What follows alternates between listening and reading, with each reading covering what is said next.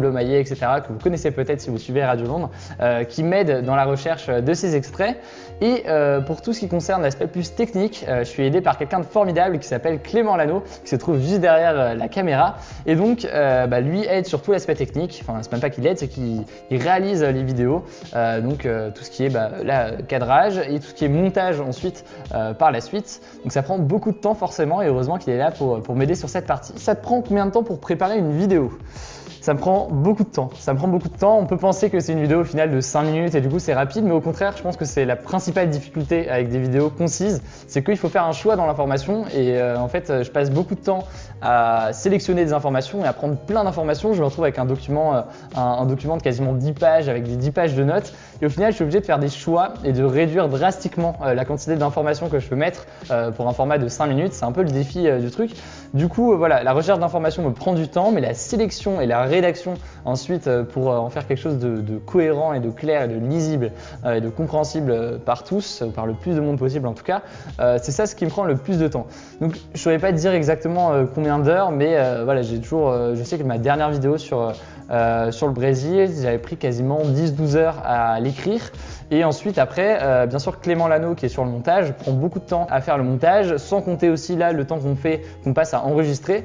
Donc voilà, en tout ça prend beaucoup de temps, ce qui fait que voilà, je ne publie pas des vidéos tous les jours, c'est impossible de publier tous les jours, surtout que j'ai quand même mes études à côté. Voilà, on fait une vidéo toutes les semaines, toutes les 2 semaines et c'est tenable parce que je bosse sur mes vidéos à peu près tous les soirs, donc ça permet d'avancer comme il faut. Sur quelle source tu prends appui pour écrire tes vidéos? Alors, écoute, je ne saurais pas te dire sur quelle source en particulier. La plupart des sources, en tout cas que j'utilise, je les mets dans la description de cette vidéo. Alors pas de celle-là parce que j'ai pas utilisé de source pour cette vidéo, mais effectivement, ça dépend vraiment des sites. Il y a des sites d'actualité et d'information, des sites plus universitaires entre guillemets.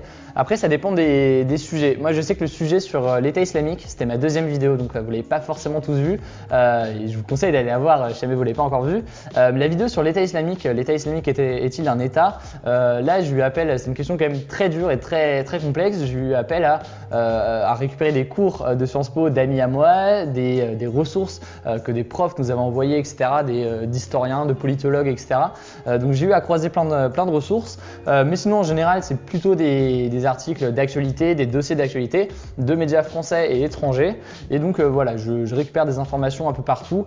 J'essaie d'en faire un condensé clair et lisible pour tous avec des mots qui sont compréhensibles au plus grand nombre pour faire quelque chose de grand public et voilà. Alors, dernière question pour cette FAQ. As-tu d'autres projets en cours pour ta chaîne YouTube? Non. Plus sérieusement, oui, bien sûr, j'ai des projets à venir pour la chaîne YouTube. Je ne vais pas vous dire en détail tout aujourd'hui parce que c'est des projets sur lesquels je bosse actuellement, qui n'ont pas encore été tournés, qui n'ont pas encore été faits, mais ça va venir dans les semaines à venir. J'ai notamment un projet d'interview, de faire des interviews politiques sur lequel je travaille actuellement. Je suis en train de chercher un peu le bon format, le format qui va le plus vous plaire. Mais voilà, d'ailleurs, en fait, ce qui pourrait être intéressant, c'est que vous me disiez dans les commentaires si je faisais une interview, quel genre d'interview est-ce que vous voudriez avoir, tant en termes d'invités, même si j'envisage quand même des invités politiques ou qui font l'actualité, mais plutôt en termes de format.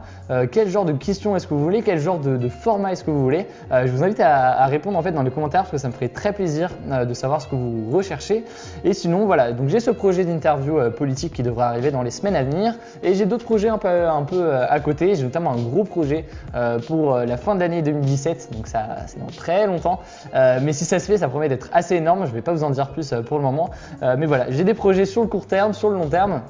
Et donc vous en verrez plus dans les semaines à venir. Voilà, c'est tout pour cette FAQ. Donc merci à tous pour vos questions. Ceux auxquels je n'ai pas pu répondre, j'y répondrai dans la prochaine FAQ qu'on fera quand j'aurai atteint le 1 million d'abonnés la semaine prochaine. N'hésitez pas à vous abonner si jamais ce n'est pas encore le cas, à laisser un petit pouce bleu, ça fait toujours plaisir. Si vous avez des questions ou des recommandations, des suggestions, notamment pour l'interview comme j'en parlais, n'hésitez pas à le mettre dans les commentaires. Et on se dit à très vite pour une nouvelle vidéo de décryptage.